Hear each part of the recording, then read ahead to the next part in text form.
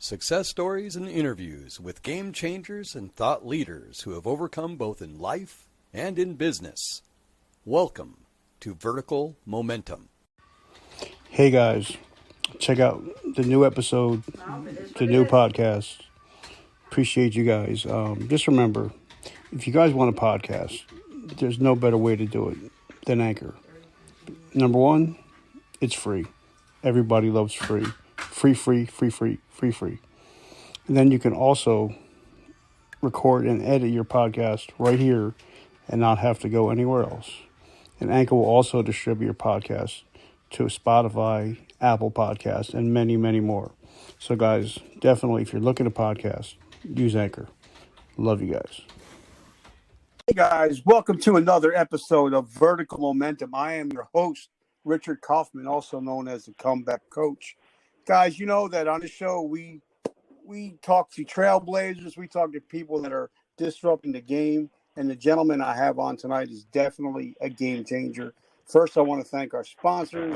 As you guys know, I got hooked on taking energy drinks when I was in the military. So, guys, want to thank my sponsor, like I said.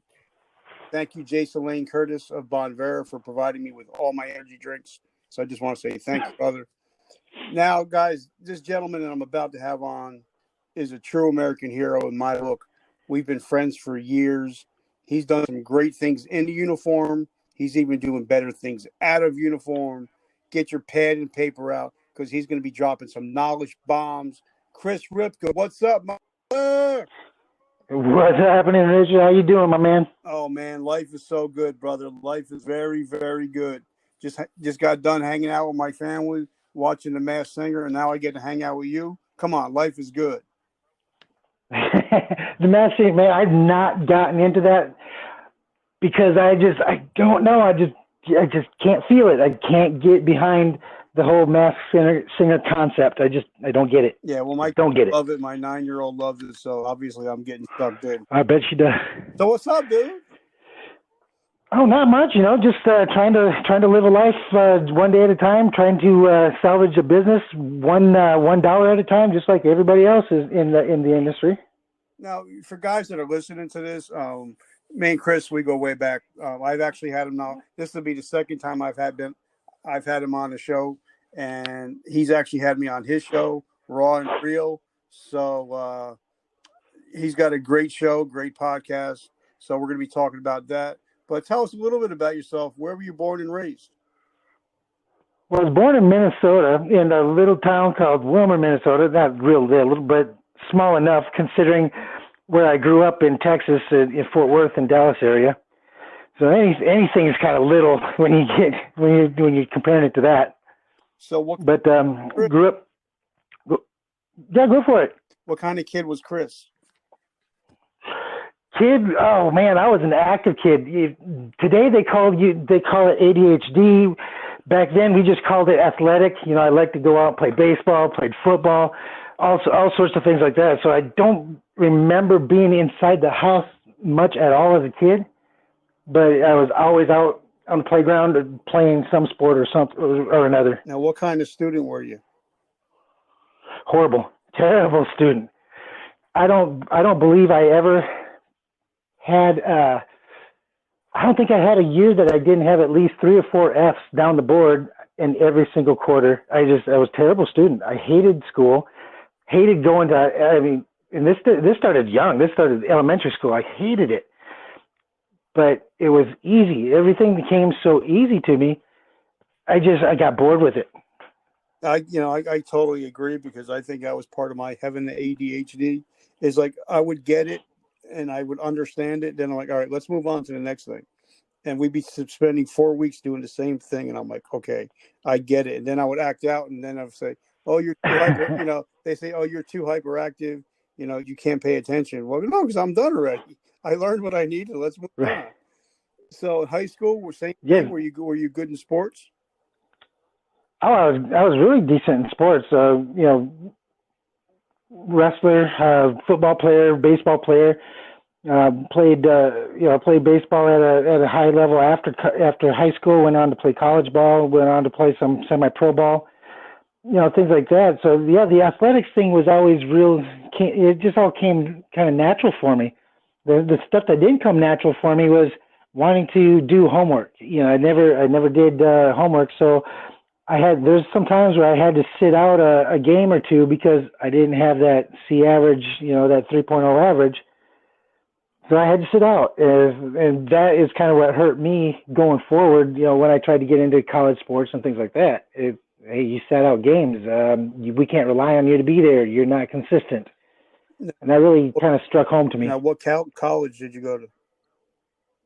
University of South Dakota, USD. Okay. The Coyotes. So now, did you get a degree from there? No, I didn't, actually. I was going to school. I was taking psychology, and something clicked in me. It's like, man, I don't need to be here. I need to be doing something, but I don't need to be here. And I just couldn't shake that feeling. And I wasn't a partier, so it wasn't like I was going out and partying and going to the after bar parties and all that kind of stuff. That wasn't my nature. But what I found out is I really enjoyed pursuing my passions, and with ADHD, as well as I do, those passions can change from minute to minute. Oh, yeah, that shiny object syndrome. Oh, absolutely. And I had it bad. So what did you do? Did you drop out of college? I did. I ended up starting a small company. I was doing it was called Noble Legal Security. I worked for Gateway Computers at the time, and all of their computer systems, not their computers, all of their security systems that they had in place were pretty old and archaic, and digital was just coming in, the new wireless stuff, the VoIP stuff. And so I pitched them on upgrading their system, and they let me do it, and that was my introduction to getting involved with security video. And was that something that you really immersed yourself in? Not really. It was something that was just easy. I understood it. So, and it was a friend of mine worked for a company that sold those cameras and the DVRs. He's like, hey, I can get you a really good deal on it if you get this contract. I'll make sure that you get these things at my rate at half off. So I had a 50% discount, employee discount, on top of getting this contract that was just obscene. Well, I thought it was obscene. I left so much money on the table, it's not even funny, but we can get into that another time. So how did you find your love of the military? Because you're such a great American. So tell us about that. To be honest with you, I wanted to do this from the time I could remember. The only thing I could ever remember wanting to be was an army man. I go out and play with my friends around the block, and we'd all have these toy guns that we got at the dime store or whatever, and we were shooting at each other. That's what we wanted to do. Our whole focus was on becoming a military member. My dad served in the military. My grandfather served in the military. My uncle. So it's what influenced me at the earliest age, and that's all I could. Just like a police officer's son or daughter, 80% chance that they're going to be a police officer as well. Mm-hmm. So, my dad was in the military. That's what I wanted to do. So tell us your recruiting story. My recruiting story was so simple. I wish when I was on recruiting duty, I could have had me as a kid coming in. I was 17 years old. I knew I was going to have mom's and dad's signatures. I knew I wasn't going to be able to do OSIT, one station training. I knew I was going to have to go split up if I wanted to do it, or I'd have to wait until my senior year. I did not want to wait until my senior year finished. So I ended up going into the reserves, went up, talked to this guy. His name was Sergeant Boyer. And I said, Sergeant Boyer, I want to be in the Army National Guard. He goes, well, that's great, kid, because that's not even in this office. He says, so I said, okay, what are we doing here? He goes, well, this is Army Reserve. I said, well, what do you do? He goes, just like the National Guard, it's 1 weekend a month, 2 weeks out of the year. You'll go down, you'll train with your unit, and you'll spend 2 weeks, and then you'll come home. So, well, what kind of unit are we? Can I get into? Can I get into the infantry? No. You can't get in the infantry. I can get into tanks, though, can I? No. You can't get into tanks. Well, what do I qualify for? Well, yes, as far as your ASVAB goes, you qualify for any job in the Army, any job. I said, okay, so I want to be an infantryman. He goes, okay, dumb kid, understand this. You cannot get into the infantry in the Army Reserve. That's exactly how he said it. Hey, dumb kid. And he educated me, and I became a 73 Charlie that day, which is a finance specialist. In the reserves? In the reserves. That was the worst damn job, worst decision I ever made in the military. I made some good decisions, I made some bad decisions, but that was the worst decision. Now, did you stay in the reserves? No, I ended up transferring out of the reserves after about a year, I think it was, and I came out to South Dakota to join the National Guard. I was in the National Guard for about a year, and then I went active duty. Now, how long were you on active duty? 15 years, 14 years, something like that. Okay, so obviously you've been through multiple deployments. I don't tell one or stories, two, right? So I know you've had boots on ground a couple times. So yeah, they're here and there. So you've had how many years total? Total, I've got 17 years. All right. So once most people hit after the 10-year mark, it's either like I'm going to stay in for the whole bitch, because you're in for 6, you might as well be in for a dozen. So, right, exactly. What was your decision to get out at the 17-year mark? It was crazy. So when I got out of when I left the National Guard, I went infantry in the Army. So I did finally get into the infantry, and what I started to notice as my body kept getting beat up more and more, I wasn't healing as well, and those 18, 19, 20-year-old kids were starting to make, me look bad, and I didn't like to look bad because I'm an Aries. I'm a very competitive guy. I'm a very lead from the front type of guy. If I can't be at the front, I don't want to be at the back, and I'll bow out. When I felt that I could not do the job anymore, and going to another cross training into another MOS was no longer an option, because I'd already spent so long in the military at this. They don't retrain you after a certain period of time. And then it sounds bad, but it was really good for me. I ended up getting blown up in a rocket attack that separated my shoulder, my bicep, and took the base of my tailbone off. When it did that, it actually caused the Army to repair a spina bifida problem, which was causing me a ton of pain. But not only that, it gave me a way out to where I could still get a retirement after a certain period of time, because I had the required amount of time in to be able to retire medically and receive a full retirement once I hit 65. Okay. So now, like I said, I've talked to hundreds of people now on my show. It's grown so much. But a lot of people, when I talk to, and even, like talking to former Navy SEALs, and, just talked to an NFL player that was out, was in the NFL for 15 years. And sometimes, we get so, even though we're hardcore and everything, we get used to getting paid on the 1st and the 15th. We used to get in TRICARE, we're used to SGLI and all that. And then when we hit the streets, like my friend Nick Valentine said, the military doesn't give a shit about you. And a lot of the guys, they miss their camaraderie, and they don't have a mission anymore. What was your transition like? Oh, it's horrible. Man, I tell you what, this is as honest and as authentic as I've ever been on any show ever in my life. When I first got out, I got lost. I didn't know what to do.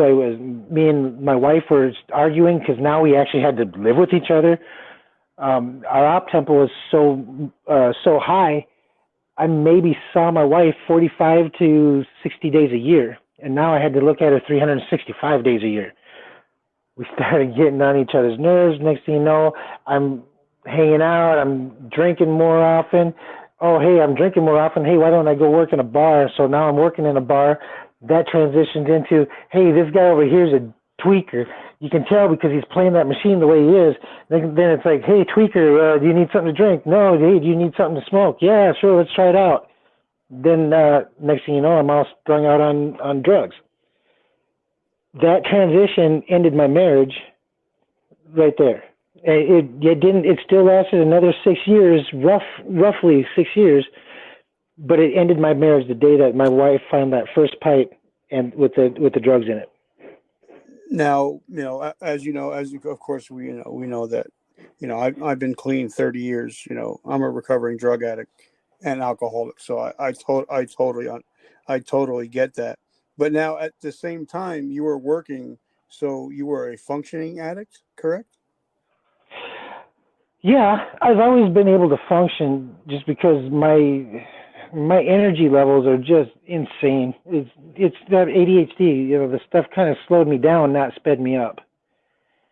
So by slowing me down and kind of putting things into perspective and focus, that's what made it worse for me when it was time to leave it, when it was time to put it away. Is this stuff made me feel better? It also made me think clearer, and it made me function better. So now I'm stuck 6 one way, half dozen the other. Do I get off it or do I stay on it and self-medicate myself? Well, guys, if you're listening to this, what we're talking about is on certain people's brains. When somebody takes something like methamphetamines, it actually slows the person's mind down. Where like a lot of kids that take Ritalin and stuff like that is a form of methamphetamine because it slows the brain down. So I totally get what you're talking about. So now, what was your oh shit moment when you decided, all right, I need to quit this? Uh, the day me and my business partner were laying on the ground because him and I just got into a fight, and I'm looking at this 6'5" guy laying on the ground, wondering if I just hit him with a hammer, and it just is like, what the fuck am I doing? What am I doing? Excuse my language, but it felt so surreal to see that this guy that I call my brother, this guy that I loved like my family, and we're fighting. I mean, not just fighting, but I was trying to kill him. I was trying to put a drywall hammer into his forehead. And if it wouldn't have been for friends that were trying to break us up, grabbing that hammer, it would have been the end of him, and I would have been sitting in a jail cell somewhere. So did you go for help? No, I not right away. I more or less just got up and walked away, and then kind of struggled a little bit more, because the moment is real, the moment is there, but it takes you time to process what that moment really meant to you. So it over the course of the next 4 months, as things are spiraling out of control, and friends are leaving, people that you thought were your friends are no longer your friends. People that you never have talked to in a million years are all of a sudden the people that you're counting on for your next meal, for your next fix, for your next whatever. And it got to that point where it's like I don't want this no more. I just didn't want it, and it was just stopped. So did you go for professional help, or you just quit cold turkey? No, I just did it on my own. I couldn't afford to. It wasn't that I couldn't afford it, because you know as well as I do, we can go and get that help, and it's not going to cost us anything other than our pride and our families. A lot of times it opens it up to the rest of your family. To now you may have only lost your wife and your kids. Now you're losing your wife, your kids, your parents, your brothers, your sisters, your uncles, everybody. Okay, now what year was this that you finally started kicking it? That was 2020. Okay, so now, like we've talked all the time. We always talk, me and you, back and forth on Messenger and stuff like that. You've made a lot of money. You've lost a lot of money. COVID Yep. kind of just kicked you in the ass. So Hmm. talk to That us, didn't help. talk to us about your success, and then how you almost lost it all, and then now how you're on your way back. So tell us about your big successes. Well, well, I got real lucky early on when I got back from Kuwait. I was in Kuwait, stationed in Kuwait when 9/11 happened, and I got to see that initial push uh, for how they brought in the civilians and how they were KBR was taking was kind of running the show and all that kind of stuff. I kind of saw how that was happening from the beginning. So when I came home, I started a security company right away. There is Noble Eagle Security. I was going to get boots on the ground. I was going to get people overseas, all that good stuff. I never did get people overseas, but what also happened when I got home is all the airports needed National Guardsmen to secure the airports. Well, that left civilians. Civilian companies opened up for the National Guard camps, the Army bases, the Navy bases, the Air Force bases. It left a huge opening for that. So then I jumped in and I got on that. I got that contract right away. With that contract now, I had a bargaining chip. Now, as well as I know, owning a business, you're not getting rich. You're not making the money. Or you're making the money, but you're not getting rich owning the business because you got bills and you got payroll, and the payroll will kill you by itself if you're not careful. Well, then I decided to do the next best thing. I was watching Shark Tank, and then Kevin Harrington said something. He said, "You're not going to be rich until you sell the business." And I thought, that's what I got to do. So I looked for the first security company that was either just starting out or was trying to get into the military contracts but wasn't able to do it. And I found this company called Knight Security. Boom! It was all said and done right then and there. One day, one signing, one check, $3.8 million for my company, and I had only been in business for maybe 4 months. So you sold a company for $3.8 million, and you give a Yep. check. You have a check for $3.8 million, and usually when you give a person like myself or other people, if you give an addict some money, it's kind of like, woo! It's party time. Uh huh. What happened? Yeah, Vegas was embarrassed for me. Literally, Vegas would have been embarrassed for me. They say Vegas is Sin City, city that never sleeps, all this kind of stuff. It would have pretended to be sleeping when I was knocking on that door. It was crazy. I had a really nice restored 1987 Mustang GT 5.0 convertible, and that car was like my pride and joy because I put so much time and effort and money into it. Now with all the money that I ever wanted, it didn't matter no matter how much I put into it. I rotted the hell out of it. I blew it up I think that first week I blew it up, left it sit on the side of the road and just walked away from it. That was more of the drinking days though, back when that happened. So you have this money burning a hole in your pocket. What was your next step? Uh, we moved down to Omaha. I was working full time as a consultant. I had left the regular army for a minute to work as a consultant in these because all these airports, they didn't know exactly how to set up their TSA checkpoints and everything like that. And in Kuwait, that was my job. That's what I did. Is we worked at the ADEG and we set up the security checkpoints. We moved people through. We had that set up. So I went out as a consultant, and I started helping them out down in Omaha, down in Kansas City, over to St. Louis.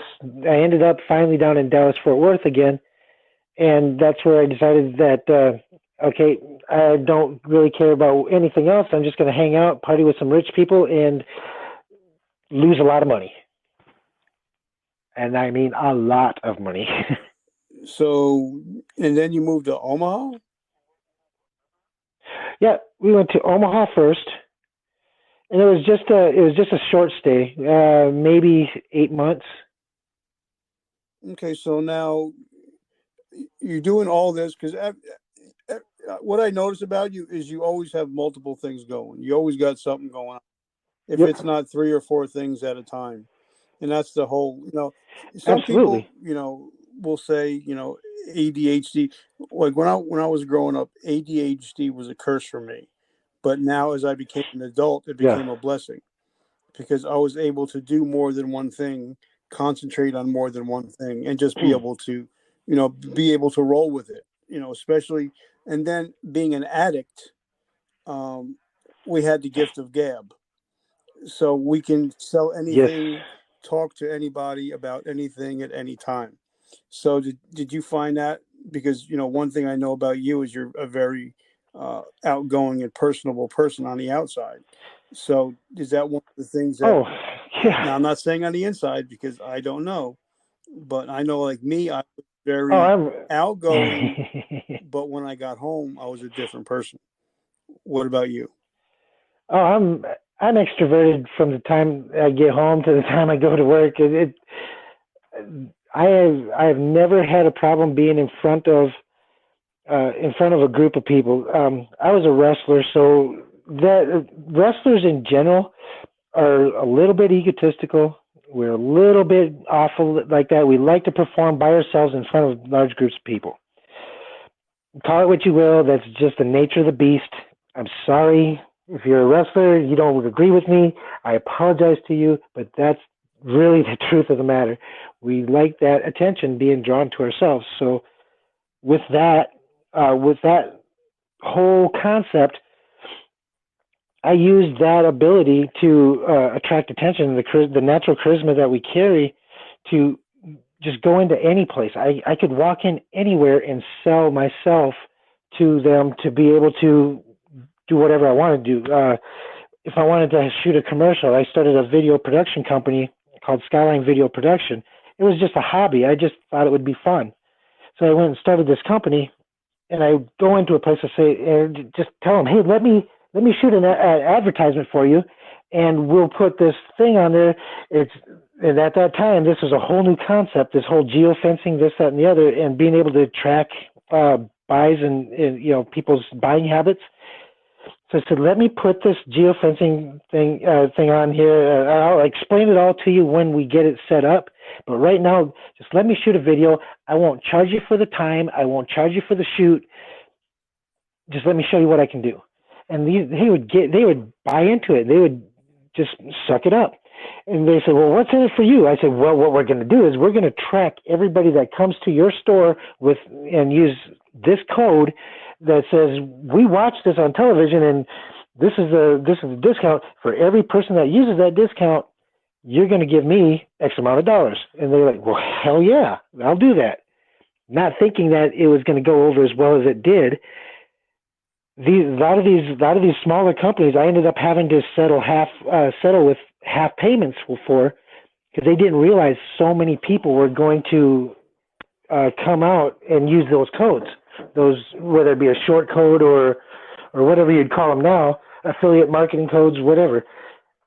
It was kind of a new thing, and they just it hurt them. It hurt some people, and it helped some people. For me, it Well, helped. now, But hearing your story, I noticed a couple of things that, going on in your story is, like, when you had that security, you created a position for yourself with security. And now with this other thing, doing the TV, doing commercials, you created a position. So sometimes if there's not a position for you, sometimes you have to create your own position, correct? absolutely, yeah, absolutely. And you and I, coming out of the military the way we did, reaching the level that we did, it's very hard for us to come out and work for somebody and not be opinionated to the point where maybe sometimes we rub them the wrong way. We're not trying to.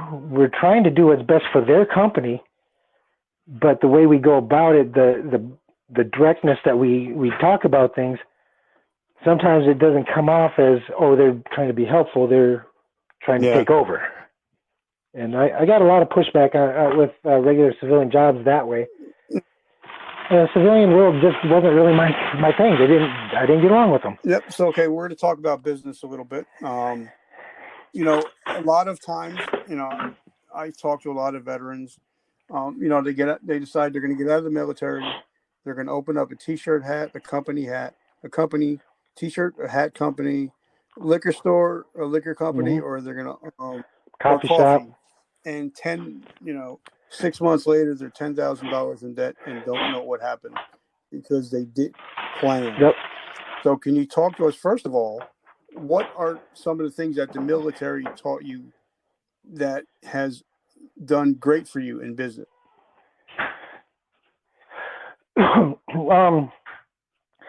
Everything. The way they planned it, the way you go about creating your op order, and the way you go about creating your mission planning, from the lowest level, doing your reconnoiter, where you're just going out and checking and finding out who's where your customers live. I mean, honestly, if I'm going to put a store up, I'm going to know where the bulk of my customers are coming from. I'm going to put it as close to them as I possibly can. Whereas maybe some people are looking and they say location is location, location, location. But a lot of people fail to recognize they're not talking about the location of your building per se. They're talking about the location of your customers. And that is one of the things that I recognized early on was when I brought it over from the military, when I went out and I started looking at things, I started noticing buying trends on my own, just seeing mom and pops doing their thing in this area really well, but over in this area, mom and pops, not so much. And I love that. Like I interviewed a little while ago, Jerry Flanagan of J-Dog. And he said that the way he started his business is he just went within a 3-mile radius, knocked on every door, talked to every single person within a 3-mile radius, and did it consistently from the minute he woke up to the minute he went to bed. And I think a lot of times, we're get so wrapped up in the whole social media thing that we kind of don't even, our own neighbors don't even know that we're in business. You know what I mean? Like we kind of forget our Right. warm market. Yep. So what are your thoughts on that? Well, I don't like that, tapping that part of the market. In fact, I really detest tapping that part of the market because they're going to be your biggest supporters, but they're going to be the first people that are going to step up and say, you know what, that's probably not going to work. They're going to be the first people that are going to you, they're going to be saying, maybe you shouldn't do that. Maybe you shouldn't take that risk. Maybe you should hold on to some of that money because you just don't know. You got to have that rainy day fund. They're going to be your biggest doubters as well. Now, away from you, behind your back, they're being, oh yeah, this guy is great. This guy is amazing. He's the best widget provider in the world. But to your face, not so much. And so I try to stay away from that warm market. What I like to do is I like to go just outside that market. Who do they know? Who do they talk to? Who do they trust? And things like that. Start developing a customer base based on the people that they talk to on a regular basis. Now that's your I call it my semi-warm, semi-cold, semi-warm market. You go right on beyond them. All of a sudden you got a loyal fan base, you got a loyal customer base who is willing to do what you want them to do, not on your word, but on your friends' words, your neighbors' words. Your neighbors are your biggest advocates if you leverage them right. I love that. And one thing I got to say about you, and I'll always be honest, I'll never BS anybody, but you are a person that, you're a people person. You genuinely care about people. And you've had some amazing guests on your show, on your podcast. So we're going to talk to the podcasters in the group that are listening to this. What are some of the things you wish you would have known about podcasting before you actually started doing podcasting and live shows? That I didn't need to spend $500, $600 to start podcasting. I spent so much money on equipment when I could have spent less money on equipment and put more money into either education or possibly marketing. I could have done a little bit more of that. I didn't run my podcast like I ran my business. Had I done that, it would have been a different story. Okay, like I said, I was on your show and I had such a fun time. It was just like two brothers just hanging out. So like I was in a bad mindset for a while, thinking, well, I'm not good enough. My show's never it's still small. I'm never going to have any great guests. And then I was interviewed on a national podcast, and then I had the honor of talking to General Petraeus, and my whole mindset opened that I shouldn't be afraid to reach out and talk to anybody, no matter what their status. So Right. tell me, because I know you've done a lot of live concerts and stuff like that. Tell us some hacks to actually being able to talk to some of these high level performers. Talk to the secretaries. There's no hack. It's just talk to the secretary. The secretary will put you in front of the person that needs to be talked to. But everybody is so busy trying to find out who the right person is, they forget that the secretary, the one at the bottom of the totem pole, is where it all starts.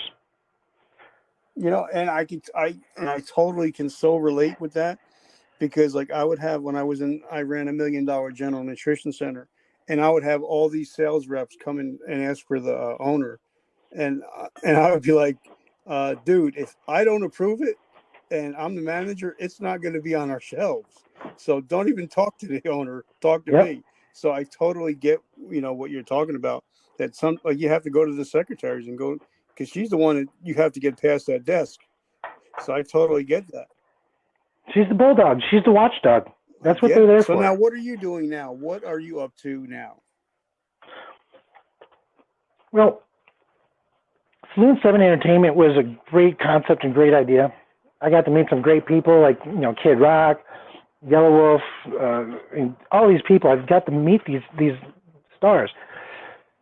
Problem is with COVID hit, it shut my business down, killed it. I was no longer producing concerts. I was no longer able to work in bars and doing bar services. I couldn't. My money was just going out. It was not coming back in. So I had to restructure. I had to kind of reimagine what it is that I could be doing. And when I say reimagine, I mean it. So I started live streaming 10 years ago when all we had was like Google and what was it called? Hangouts. I can't remember. It was Hangouts for the long time because it just wasn't stable. So when I started live streaming, all this stuff was nothing. There was no industry. There was people that did live streaming and webcasting. Was a small niche of people who came out of the broadcasting industry. The people that were podcasting were people who were there at the beginning, like Cliff Ravenscraft, Gary Leland, myself. I mean, I started my first podcast in 2003, podcasting for the South Dakota National Guard. Fast forward to 2014 when I had my first podcast that was an independent, this is my creation type of thing. So much had changed in those years between 2003 and 2014.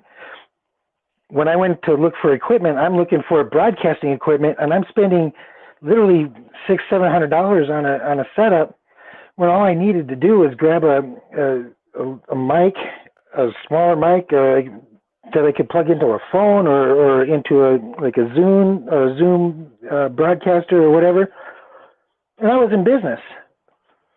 I had the computers. I didn't have to buy a new computer, but I did anyway because I thought I had to match the broadcast quality. When all I had to do is really have an authentic message, have something to share that gave that lent value to somebody else. So if I feel that that the message that I deliver, somebody else can't take that and either be inspired to move or inspired to change, I failed. Period. Yeah, and like I since now I'm doing this full time, I'm doing a lot of reading. That the average podcast only lasts 10 episodes, and then they quit. And then if you're over like 100 or 200 episodes, you're in the top like 5% because you're actually staying in there. So do you think, like Gary Vee says, you don't Yep. need all this equipment? Like he said, his most downloaded episode was him at a garage sale with his cell phone. So do you believe that? Well, he's full of shit, but But do you that's think that another story. consistency and quality, go for the long game instead of the short game? Well, okay, so there's so many different trains of thought on this. I've got a friend, Ray Rideout. He is an amazing podcaster. He's also a veteran who works for the VA. He's the beard with the golden voice is what I call him, and the guy has some of the most amazing chops. But he's very much an audiophile. He has to have that crystal clear audio. He has to have everything's got to be tight and works together.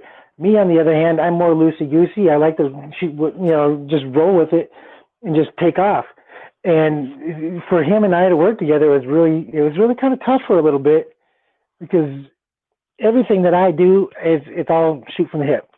I don't script my shows. I have bullet points. I just know what I'm going to talk about, but I don't actually script my show. And the reason why I don't script my show is because I don't want the audience to feel that this isn't the first time we're both hearing it. You know what I mean? So if I say something, I'm hearing it myself for the first time as you're hearing it. It feels more authentic and it feels more like close, like we're having a conversation. And I love that, because like my show, there is zero editing. It goes out live. And I tell all my friends, if you were having a cup of coffee with a friend, you're not going to be thinking about what should I say? How should I say it? The the ah, because that would actually makes it seem that it's real. Because I always used to love watching the old sports clips and watching all the bloopers, because that was the real stuff. And, that's what I love about here. So are you... Where who? Wherever she's at. I'm sorry, say that again. I apologize. So I had some drama going on here. Hey, it's real life. See, that's what this is all about. It's real life. So are you back in the game now? I am. I came back. So rebranding, reimagining what it is that we're doing. I created a business called Ovid Pros Academy. We're moving forward in this industry. People who think that they're only going to be giving a class or maybe offering a service now are missing the boat. They're missing the boat. You have to look at what's going to happen in the future. Where are we going to be sitting at in 10 years, 20 years? We're creating an industry right now where we're going to have to educate people on how to become internet broadcast engineers, not just somebody who can peck around on a computer keyboard, might be able to get lucky from time to time and get a stream to work. They're going to have to be engineers. They're going to have to know how to be IT people. At the same time, they got to know how to be broadcasters.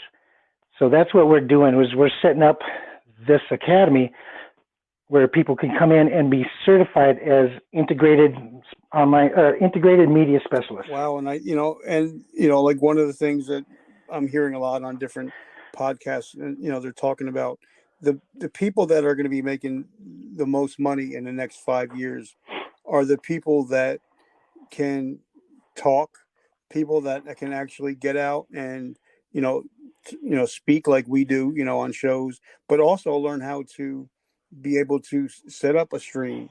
Those are going to be the people that are in demand in the next 5 years. So you guys are on the cusp of something that's going to blow up. So how do you go about finding customers that want to learn how to do the actual engineering part?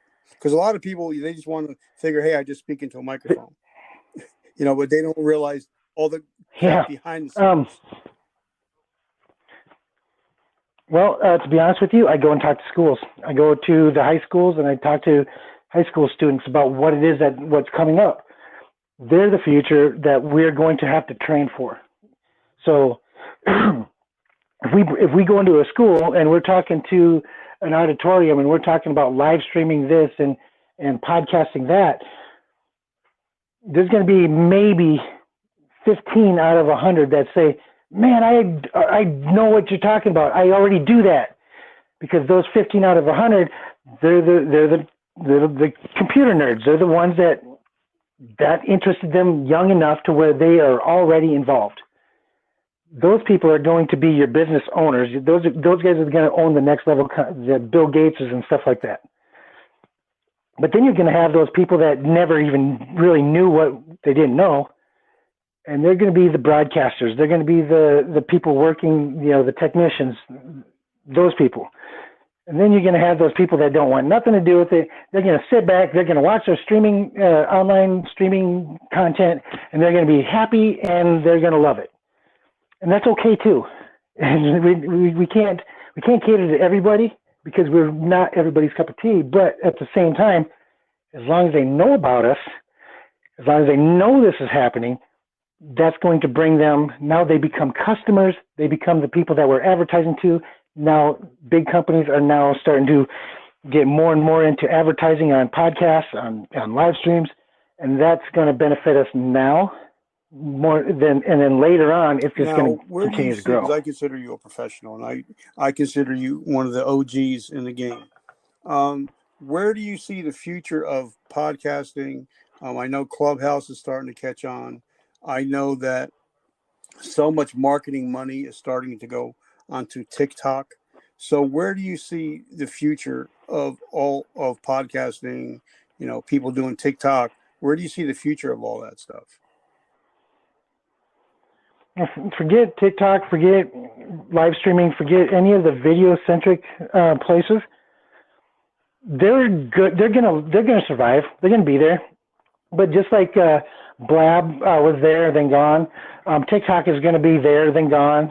Snapchat's going to be there, then gone. Podcasting will always be there, because it's user-defined entertainment, user-defined education. People pick and choose what they want to see or what they want to listen to, the way they want to listen to it. Whether it be in the car, at the gym, wherever they're at, they can listen. You can't always watch a live stream. You have to sit down, you have to focus, you have to, be there with that live stream. Podcasting isn't going to go away. It's going to get bigger, and advertisers are going to see that, and they're going to just jump all over it. Last two questions I asked everybody. How do we find you? How can we get in touch with you? How can we watch what you're doing? Or if they want to take that course that you're offering, how do we find you? Well, if you want to find me, you first have to find Waldo, because he is the only guy that knows exactly where I'm at. Now, but all joking aside, to get a hold of me, all you got to do is go to Facebook, go to facebook.com/CJ Ripka, and that's my personal page. It's my personal page because I put everything on. This is all personal to me. I don't put negative stuff on my page. I try to always put something positive out there, even when I'm having at the lowest of my lows. You'll never have to tell your 10-year-old daughter or your 14-year-old son, hey, you can't look at this page. I love that. That's the best way to get a hold of me, is just go to my personal page. I'll talk to anybody. I love people, genuinely love people. And you want to have a conversation? That, brother. And one thing I love about you is that you're real. There's no BS about you. It is what it is. So the last question is, if you know somebody, because, we're in a crazy world now, parents are homeschooling, grandparents are teaching kids, whole COVID crap. If I ask somebody to do something in 7 days, they're pretty much not going to get to it because they're so busy. But if I ask somebody to take an actionable step in the next 24 hours, they're more likely. So if you know somebody that's struggling with any, even if it's demons, or if they're struggling with their podcast, what is something they can do in the next 24 hours to start to right the ship?